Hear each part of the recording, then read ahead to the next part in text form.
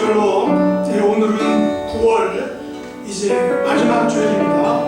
어느덧 1년에 4분의 3이 지나갔습니다. 또 게다가 이번 주 목요일에는 민속의 명절 추석입니다. 올해는 여느 해와는 달리 코로나로 인해서 삶의 여러 부분들이 일상적이지 않습니다. 그러나 여전히 우리 하나님 아버지는 저와 여러분을 사랑하고 계십니다. 이 비일상적인 그런 삶 가운데서 우리와 늘 함께 해주신다 라는 말이죠. 그러기에 오늘도 아버지 앞에 우리 모두가 나갈 수 있는 것입니다. 우리의 마음과 뜻과 정성을 모아서 우리 하나님 아버지께 경배와 찬양으로 나가도록 하겠습니다.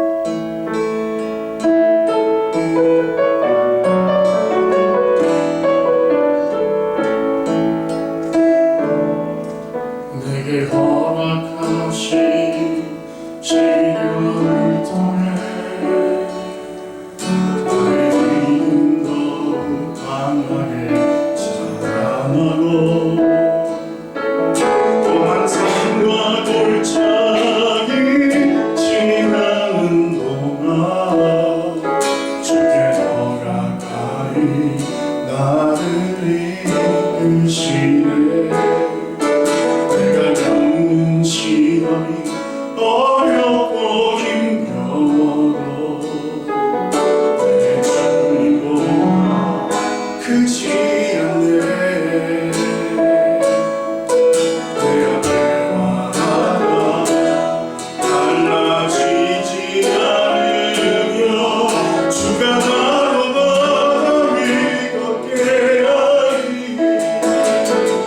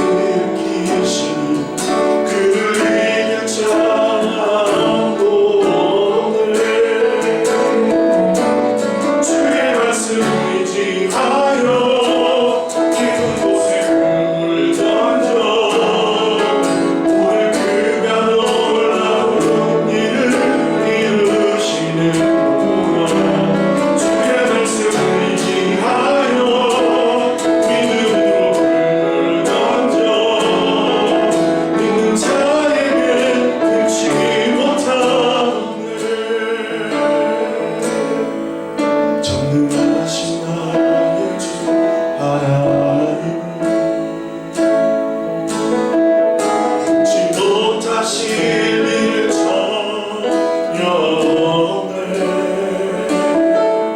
우리의 모든 간구도 우리의 모든 생각도 우리의 모든 꿈과 모든 소망도 진실하신 나의 주 하나님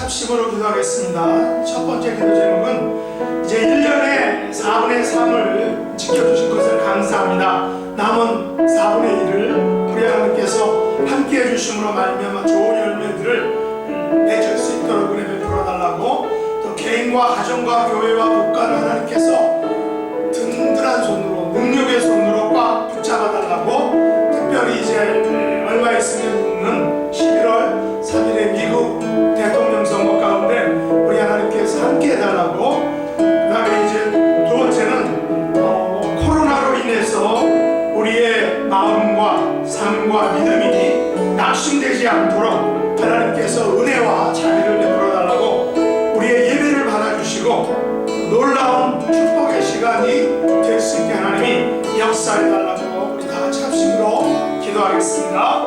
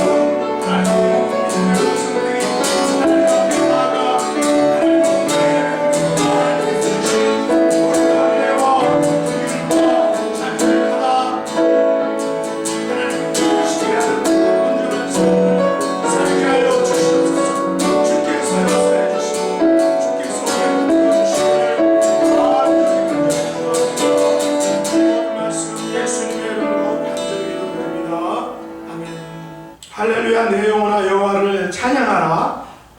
귀인들을 의지하지 말며 도울 힘이 없는 인생도 의지하지 말지니 야곱의 하나님을 자기의 도움으로 삼으며 여호와 자기 하나님에게 자기의 소망을 두는 자는 복이 있도다. 아멘. 하나님 아버지, 오늘 9월 마지막 주일을 맞아서 저희들을 예배 자리로 인도해 주신 것을 감사합니다. 하나님, 예배를 기뻐 받아주시고 하늘의 신령한 은혜를 베풀어 주심으로 말미암아 하나님께 기쁨이 되며 또한 저희들에게 은혜가 되는 귀한 복된 예배 시간 될 수 있도록 은총 베풀어 주옵소서. 예수님의 이름으로 간절히 기도드리옵나이다. 아멘. 전능하사 천지를 만드신 하나님 아버지를 내가 믿사오며 그 외아들 우리 주 예수 그리스도를 믿사오니 이는 성령으로 잉태하사 동정녀 마리아에게 나시고 본디오 빌라도에게 고난을 받으사 십자가에 못 박혀 죽으시고 장사한 지 사흘 만에 죽은 자 가운데에서 다시 살아나시며 하늘에 오르사 전능하신 하나님 우편에 앉아 계시다가 저리로서 산 자와 죽은 자를 심판하러 오시리라. 성령을 믿사오며 거룩한 공회와 성도가 서로 교통하는 것과 죄를 사하여 주시는 것과 몸이 다시 사는 것과 영원히 사는 것을 믿사옵나이다. 아멘.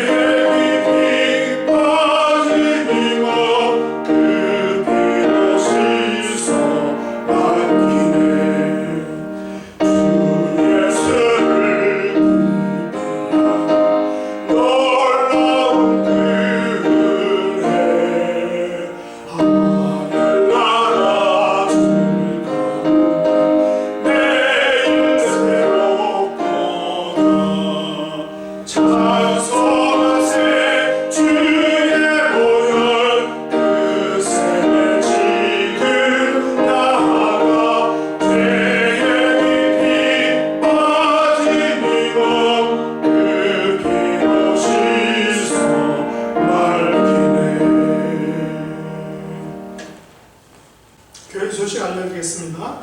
오늘은 벌써 9월 마지막 주일입니다. 1년의 4분의 3을 보내고 이제 마지막 1년의 4분의 1을 남기고 있습니다. 특별히 이번 목요일은 한국의 민속 명절 추석입니다. 한국에서는 코로나로 인해서 영상으로 명절을 센다고 하는데 또 미국에서는 원래부터 이런 명절들이 별로 재미가 없는 명절이긴 합니다. 어쨌든 명절의 의미를 생각하고 성도들 간에 또 가족, 친지들 간에 아름다운 그런 교제 있으시길 바랍니다. 드디어 오늘 이제 사사기 성경 퀴즈대회가 있습니다.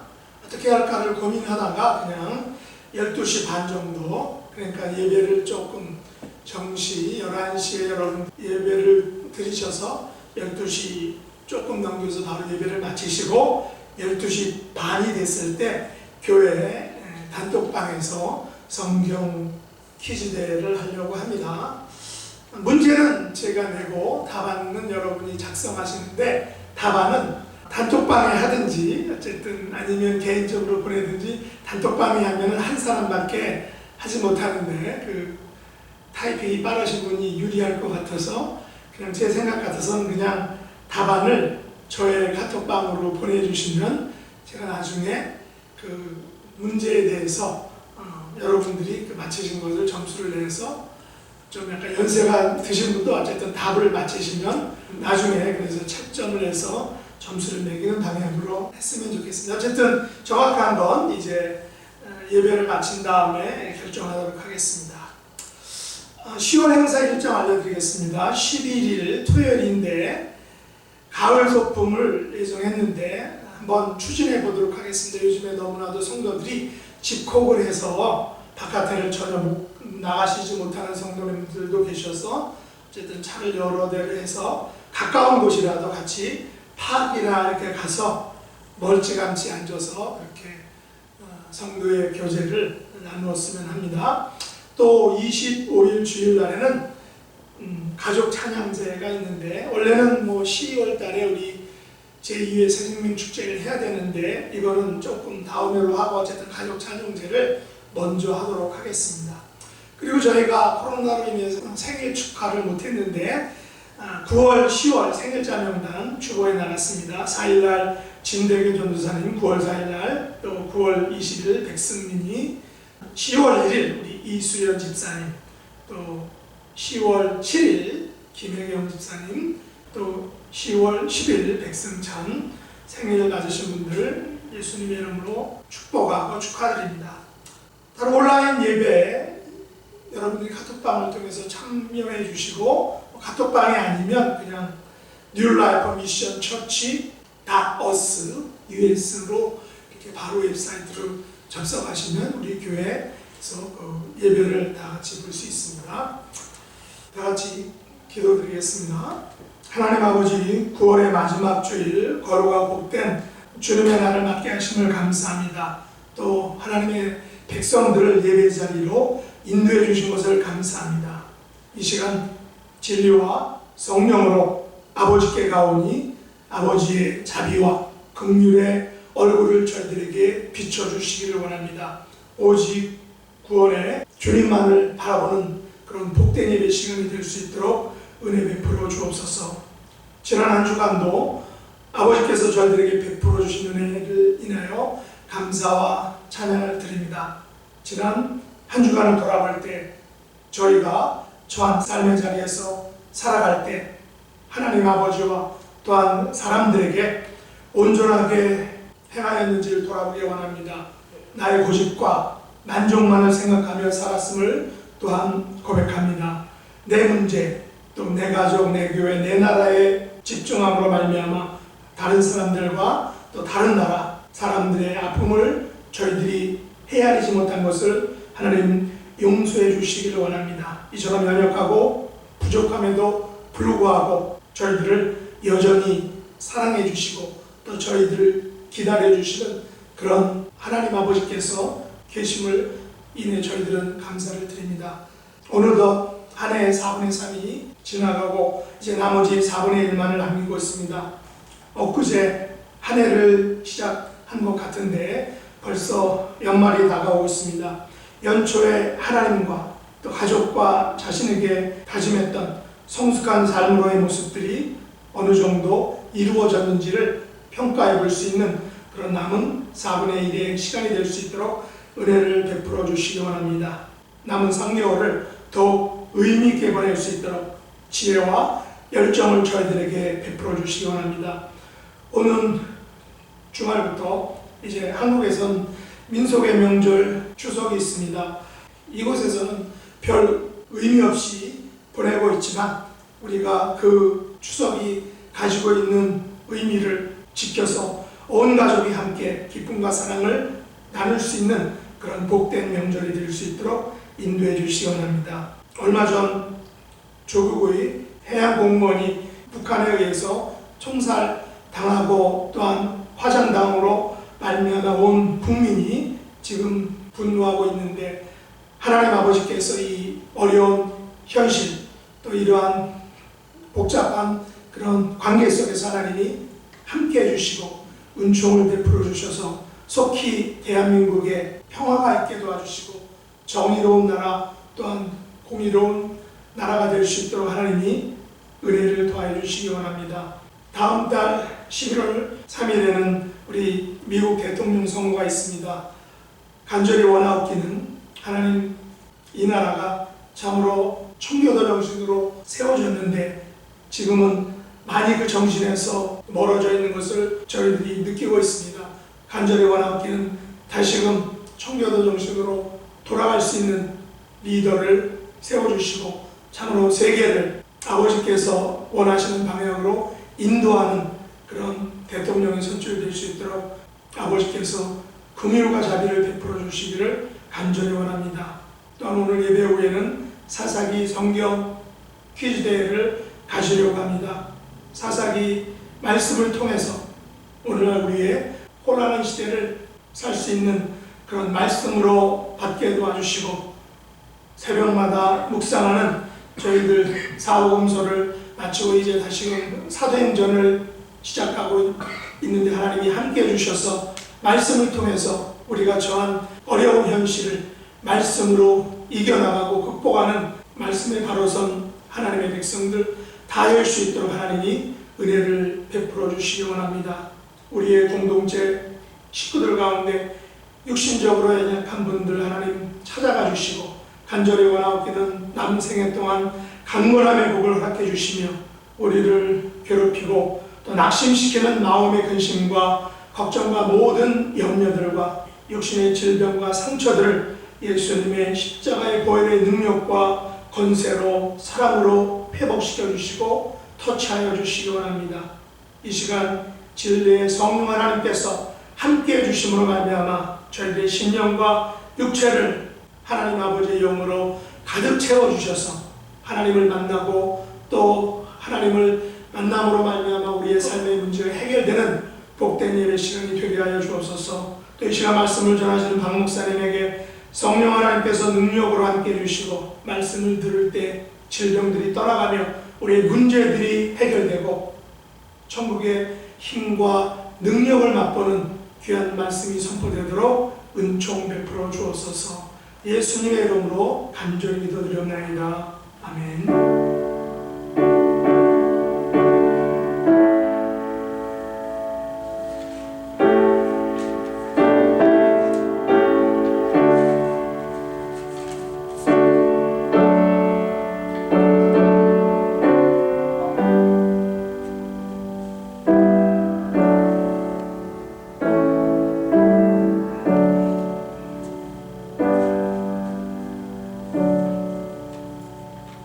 오늘 들려주신 하나님의 말씀은 요한복음 21장 6절로 17절 말씀입니다.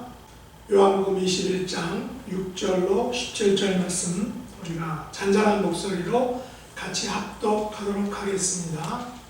6절 이르시되 그 물을 배 오른편에 던지라 그리하면 잡으리라 하시니 이에 던졌더니 물고기가 많아 그 물을 들 수 없더라.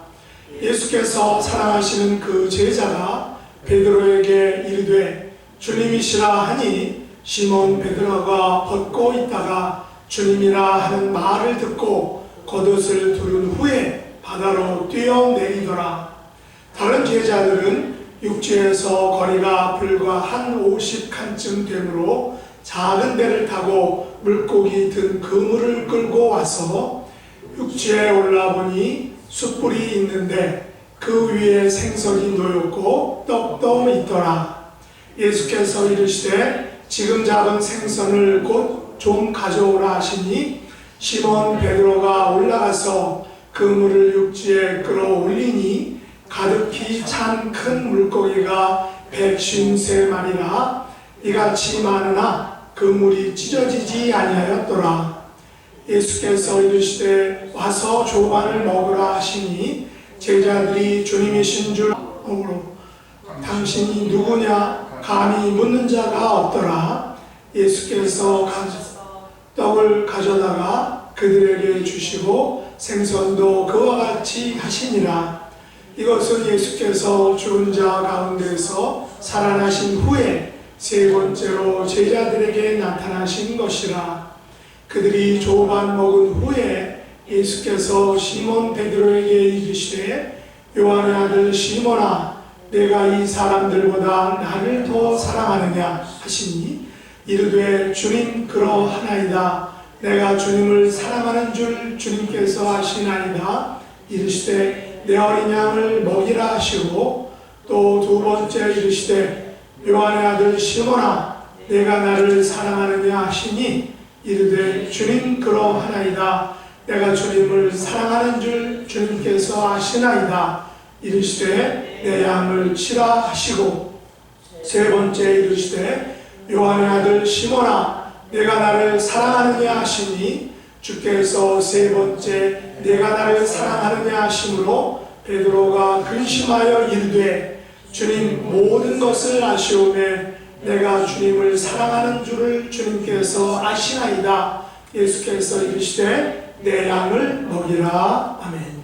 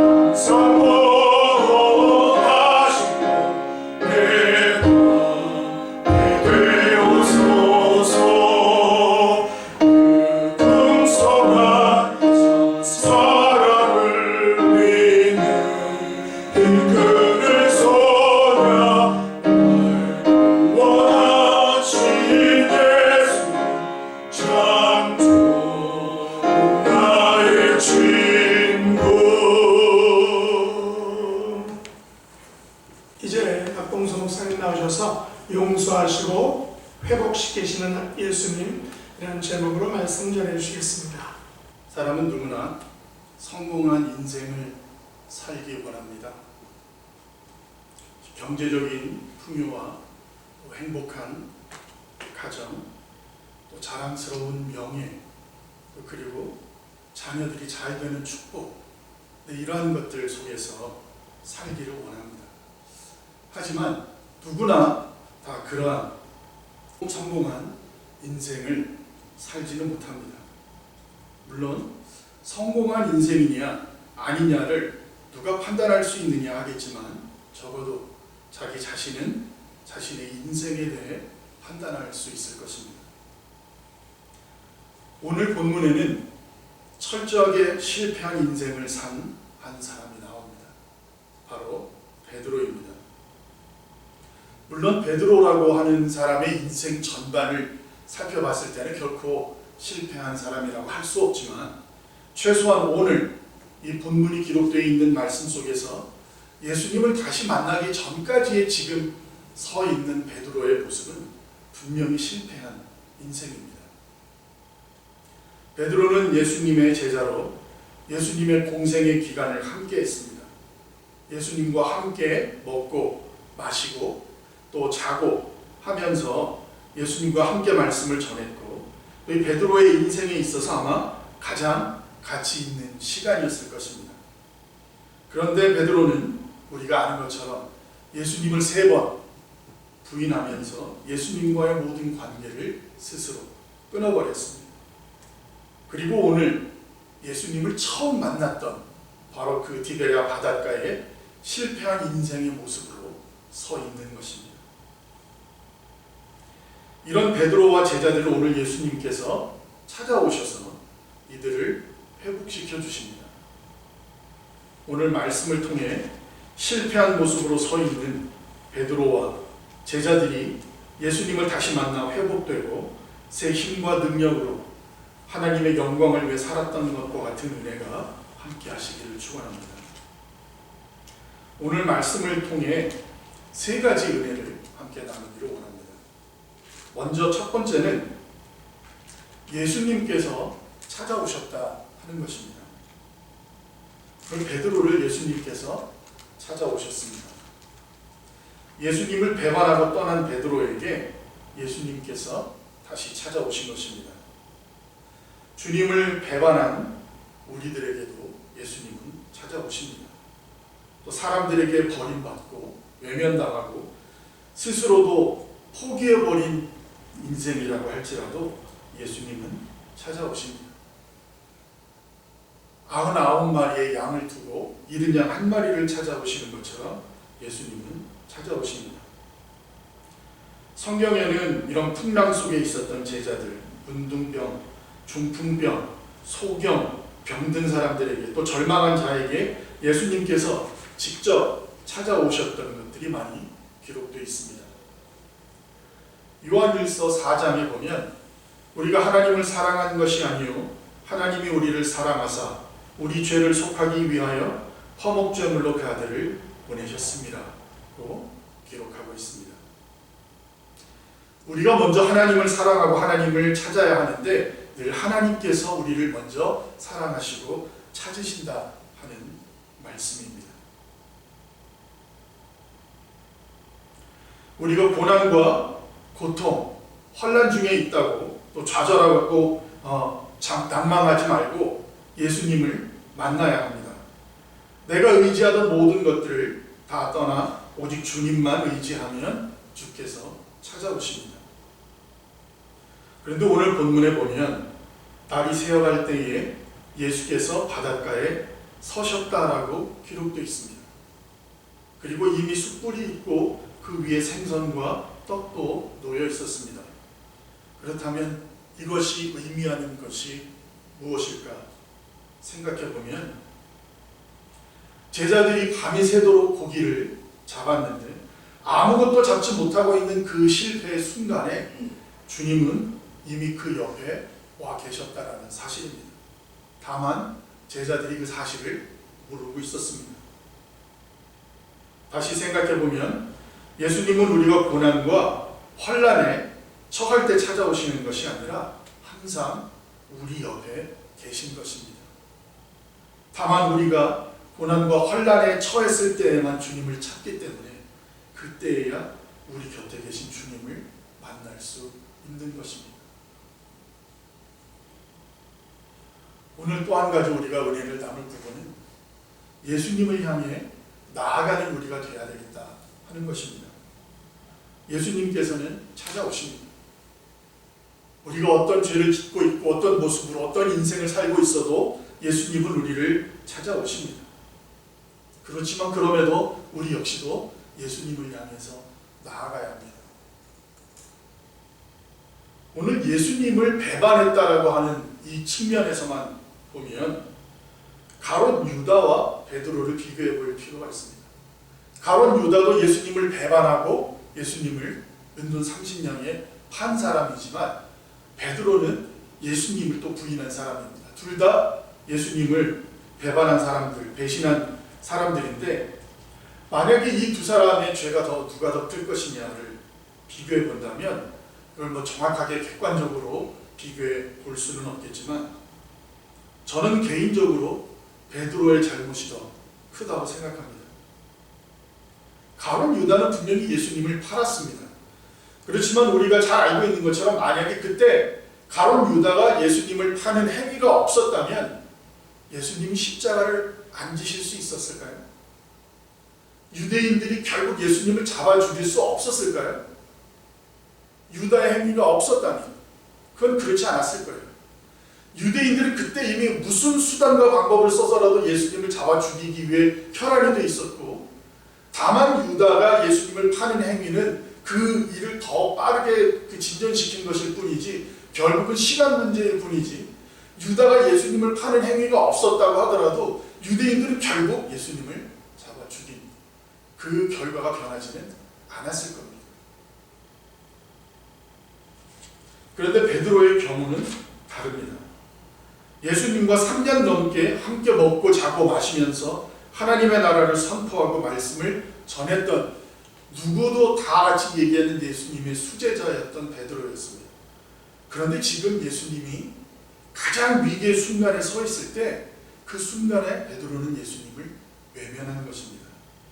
가장 앞장서서 예수님을 변호했어야 될 사람이 예수님을 부인했고, 이것은 예수님과의 그동안의 사역을 다 부인하는 결과가 된 것입니다. 베드로가 예수님을 부인할 때 예수님은 어떤 상황이셨습니까? 마가복음 14장 65절에 보면 어떤 사람은 그에게 침을 뱉으며 그의 얼굴을 가리고 주먹으로 치며 이르되 선지자 노릇을 하라 하고 하인들은 손바닥으로 치더라. 예수님께서 온갖 모욕과 수치를 당하고 있는 그때에 베드로는 예수님을 외면한 것입니다. 이런 이유에서 저는 베드로의 배신이 예수님에게는 더 크고 아픈 그런 배신이 아니었을까 생각합니다. 그런데 결과적으로는 우리가 잘 알고 있는 것처럼 유다는 자살로 비참하게 자기의 생을 마감했고, 베드로는 열심히 복음전도 사명을 감당하다가 영광스럽게 순교했습니다. 무엇이 이런 다른 결과를 만들어냈을까요? 그것은 예수님을 배신한 이후의 둘의 태도가 달랐기 때문입니다. 어느 목사님은 기독일보 칼럼에 그 차이를 회개와 후회의 차이다라고 쓰셨는데 그 말씀이 제게 많이 공감이 됐습니다.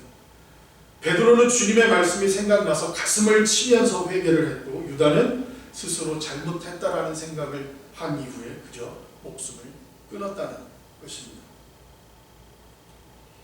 그리고 오늘 8절에 보면 다른 제자들은 육지에서 상거가 불과 한 50간쯤 되므로 작은 배를 타고 고기 든 그물을 끌고 와서 라고 기록되어 있습니다. 그런데 여기에서 나와 있는 50간이라고 하는 것은 이 원문에는 패퀴스라고 하는 단어로 기록되어 있습니다. 이 패퀴스라고 하는 것은 구약 시대에는 규빗과 같은 단위입니다. 사람의 팔꿈치에서부터 손끝에까지의 거리, 그래서 대략 45cm 정도 되는 것이 한 규빗, 그리고 한 패퀴스라고 하는데, 지금 원어에는 그 200 패퀴스 되는 거리라고 얘기를 했으니까 지금 우리 거리를 환산을 해보면 대략 한 90m 정도 떨어져 있는 것입니다. 그러니까 배가 지금 육지에서 한 90m 정도 떨어져 있기 때문에 제자들이 배를 타고 육지로 올라왔는데, 7절에 보면 예수의 사랑하시는 그 제자가 베드로에게 이르되 주시라 하니 시몬 베드로가 벗고 있다가 주라 하는 말을 듣고 겉옷을 두른 후에 바다로 뛰어내리더라라고 기록되어 있습니다. 그러니까 베드로는 지금 예수님이다라고 하는 말을 듣자마자 지금 배가 거의 육지와 90m 이상 떨어져 있는 상황인데 앞뒤 가리지 않고 그대로 바다로 뛰어들어서 예수님을 향해서 나아갔다라고 하는 사실입니다. 물론 이게 베드로의 성격일 수도 있겠지만, 베드로가 이처럼 예수님을 향해서 달려가는 마음을 갖고 있었다라는 사실을 우리가 기억해야 하겠습니다. 어찌 보면 베드로의 입장에서는 예수님 앞에 나가기 아마 너무 죄송했을 거예요. 자기가 그토록 3년 공생의 기간 동안을 예수님과 함께하면서 예수님이 가장 힘들고 어려웠던 순간에 배신을 했는데, 그 배신했던 예수님을 다시 만나면서 이처럼 그 예수님을 향해서 달려갈 수 있을까 하는 것은 지금 우리의 생각과 감정으로 생각해 보면 결코 쉬운 일은 아니었을 것입니다. 베드로는 가슴을 치며 철저히 회개하고 자신의 행동을 부끄러워했지만 그럼에도 예수님 앞에 나가기를 주저하지는 않았습니다. 가끔 보면 내가 죄가 너무 많아서 교회 나가기가 죄송합니다 이렇게 얘기하는 사람들이 있습니다. 내 죄가 너무 부끄러워서 감히 하나님 앞에 나갈 수 없다라고 하면서 주 앞에 나오지 않는 사람들이 있습니다. 이것이야말로 교만한 것이고 이것이야말로 유다처럼 멸망의 길을 가게 되는 것입니다. 오늘 우리가 무슨 죄를 지었던 우리 모두 죄를 짓고 살아가면서 저부터도 하나님 앞에 감히 주 앞에 나오고 감히 주 앞에 제단에 서기 부끄러운 일들이 얼마나 많은지 알 수 없습니다. 그렇지만 그렇더라도 우리는 지금 이렇게 예수님을 배반하고 예수님 보기에 민망한 상황에 있는 베드로라고 할지라도 예수님이다라고 하는 그 말을 듣자마자 예수님을 향해서 달려갔던 것과 같은 우리는 이런 신앙의 자세가 있어야 합니다. 그래야 오늘 주님께서 우리에게 주시는 용서와 회복을 얻을 수가 있습니다. 세 번째로는 예수님은 회복시키십니다. 예수님께서 제자들을 찾아오신 시간은 날이 새어갈 때쯤이었습니다. 밤이 새도록 고기를 잡았는데 못 잡았었을 때니까 날이 셀 때쯤이었고 예수님께서 미리 숯불을 피워놓고 그 숯불 위에 생선과 떡을 준비해 두셨습니다. 그리고 식사를 마친 후에 다 같이 제자들과 식사하신 후에 예수님께서 베드로에게 네가 나를 사랑하느냐 3번 물으시고 베드로가 예수님께 3번 사랑합니다 라고 고백한 것을 우리는 알고 있습니다.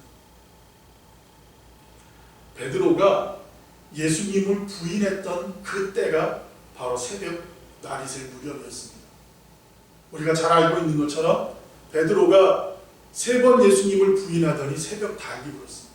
그러니까 새벽 닭이 울 무렵 바로 날이 셀 그 무렵이었습니다. 그리고 요한복음 18장 18절에 보면 그때가 추운 고로 종과 하속들이 숯불을 피우고 서서 쬐니 베드로도 함께 서서 쬐더라. 그러니까 숯불을 피워놓고 그 숯불 옆에 있을 때 베드로가 예수님을 3번 부인했다는 것입니다. 그런데 오늘 결론적으로 보면 날이 셀 무렵 숯불 앞에서 예수님을 3번 부인했던 베드로가 오늘 같은 날이 셀 무렵 숯불 앞에서 예수님을 사랑한다고 3번 고백하게 된 것입니다. 아마도 베드로는 새벽 닭이 울 때마다 괴로웠을 것입니다. 또 숯불을 볼 때마다 괴로웠을 것입니다. 그리고 3이라는 숫자를 떠올릴 때마다 괴로웠을 것입니다. 그 외에도 자기가 예수님을 부인했을 그 당시와 관계되어 있는 것들이 생각날 때마다 아마 괴로웠을 것입니다. 오늘 예수님은 이런 베드로를 회복시켜 주시는데 베드로가 아파할 그 기억마저도 온전히 회복되게 해주셨습니다. 1880년 미국 보스턴 주립 빈민보호소에 애니라고 하는 한 소녀가 수용돼 있었습니다. 이 소녀는 5살 때부터 안과 질환이 있어서 거의 앞을 보지 못했습니다. 그리고 8살이 됐을 때 어머니가 돌아가시고 이 아버지는 술주정뱅이에 이 두 남매를 항상 때리는 그런 아버지였기 때문에 결국 이 아버지가 이 애니가 10살 됐을 무렵에 자기 힘으로 도저히 양육할 수 없어서 이 애니와 그 동생 지미를 지금 이 보스턴 주립 빈민보호소라고 하는 곳에 맡겨버렸습니다. 그런데 이 보호소로 온 지 얼마 되지 않아서 지미도 병으로 죽게 되면서 이 혼자 남게 된 애니는 지극한 정서불안 증상에 시달리기 시작하더니 심각한 정신질환에 시달리게 됐습니다. 앞도 보이지 않고 그리고 자기의 온 아빠는 자기를 술만 먹으면 때렸던 사람이고 엄마는 돌아가셨고 의지하고 있던 남동생 하나도 죽어버렸고 그리고 지금 빈민보호소에서 온갖 구박을 받으면서 이 정서적으로 너무 무너져서 사람들만 보면 소리를 지르고 난폭하게 변하기 때문에 항상 독방에 가둬놓고 이 보호소에서 제대로 돌봐주지 않았다고 합니다. 그 보호소 측은 그 한 사람 앞으로 나오는 보조금 때문에 쫓아내지는 못하고 그냥 그대로 방치를 해놓고 있었습니다. 그런데 그때 로라라고 하는 한 할머니가 찾아왔습니다. 이 로라라고 하는 분은 은퇴한 간호사예요. 그런데 자기가 간호사로 은퇴했는데 자원봉사로 불쌍한 사람들 돕고 싶다라고 해서 이 지금 빈민보호소를 찾아왔습니다. 그래서 이 보호소에서 잘됐다 하고 그 지금 골치 아파서 어떻게 감당이 안 되는 애니를 전담해서 돌봐줄 것을 부탁을 했습니다. 그랬더니 이 로라라고 하는 할머니 애니를 지극정성으로 보살피기 시작했습니다. 하나님의 말씀을 가르치고 우리 생명 하나하나가 얼마나 귀한 것이고 하나님이 우리를 얼마나 사랑하시는지를 가르치면서 그 애니의 상처가 치유될 수 있도록 계속해서 돌봐줘서 결국은 애니가 많이 좋아졌습니다. 그리고 나중에는 퍼킨스 시각 장애 학교라고 하는 장애인들이 다닐 수 있는 학교에까지 입학시켜서 공부까지 할 수 있도록 만들어줬습니다.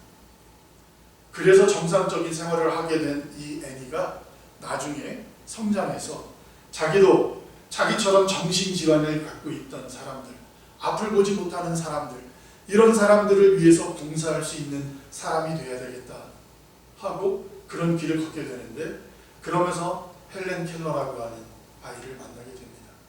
이 애니가 바로 헬렌 켈러를 가르친 스승 애니 설리반입니다. 좌절과 절망 속에 빠져있던 애니에게 예수님은 로라라고 하는 할머니를 보내셨고 헬렌 켈러에게는 애니 설리반을 보내셨습니다. 그들의 회복이 자신의 회복에서 그치지 않고 좌절과 절망에 빠진 모든 사람들에게 회복의 희망의 빛이 되어 주었습니다. 오늘 아마 우리 모두도 각자 회복하기 원하는 것이 있을 것입니다. 어떤 분에게는 그것이 건강일 것이고, 또 어떤 분에게는 명예일 수도 있고, 어떤 분에게는 가정일 수 있고, 어떤 분에게는 사람들과의 관계일 수도 있을 것입니다. 우리는 우리가 무언가를 잃어버렸을 때, 고난과 역경에 처했을 때 하나님 앞에 무릎을 꿇습니다. 그리고 우리가 잃어버린 것을 다시 되찾게 해주시기를 하나님 앞에 기도합니다. 그러면 예수님께서 회복시켜 주십니다. 그런데 예수님께서 회복시켜 주실 때에는 우리가 바랐던 회복보다 더 큰 은혜로 회복시켜 주십니다. 오늘 베드로가 회복된 것은 예수님을 배신했던 그 아픔에서 회복됐지만, 그 아픔에서만 회복된 것이 아니라 베드로가 온 세상에 담대히 나가 하나님의 말씀을 전하며 순교하게 되기까지, 그리고 전 세계 교회의 반석이 되는 영광스러운 삶이 될 때까지 하나님께서 회복시켜 주셨습니다. 혹시 지금 나를 아프게 하는 상처와 또 나를 짓누르고 있는 근심과 또 미래가 보이지 않는 절망으로 인해서 신음하며 고통하고 있는 분이 계십니까? 내가 그동안 의지하던 모든 것을 내려놓고 간절히 주님의 도움을 구하시기 바랍니다. 그러면 주님께서 오늘 제자들에게 오셨던 것처럼 찾아오시고 아픈 상처를 회복시켜 주시고, 그리고 주님께서 기뻐하시는 그 영광의 삶을 살 수 있도록 인도해 주실 것입니다. 기도하겠습니다. 사랑의 아버지 하나님, 감사합니다. 저희들 너무나도 어리석고 미련합니다.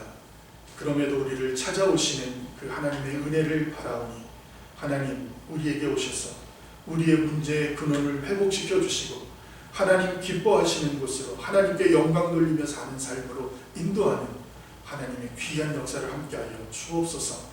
모든 말씀 예수님의 이름으로 감사하며 기도합니다. 주님 앞에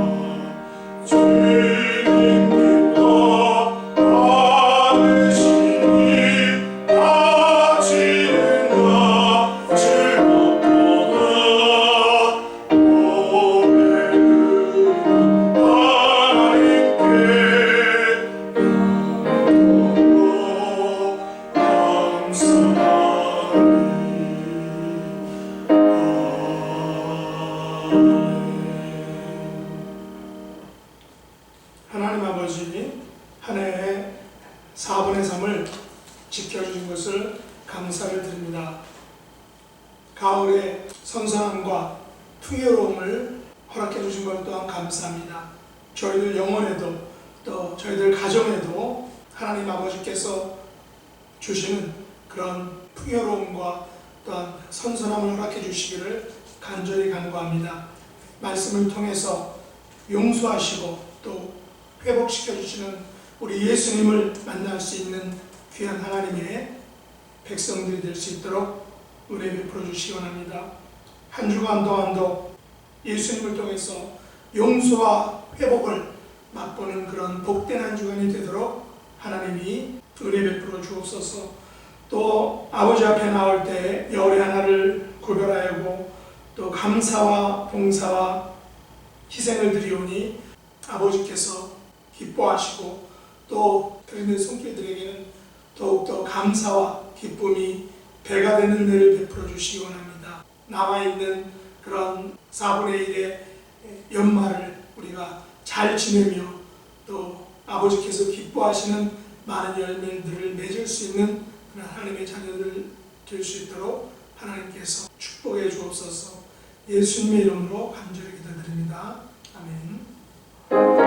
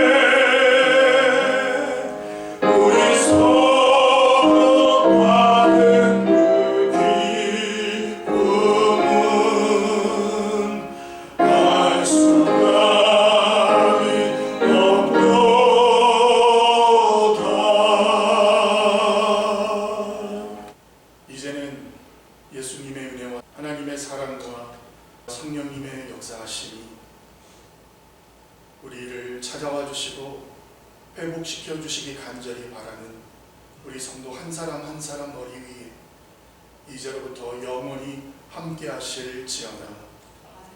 아멘.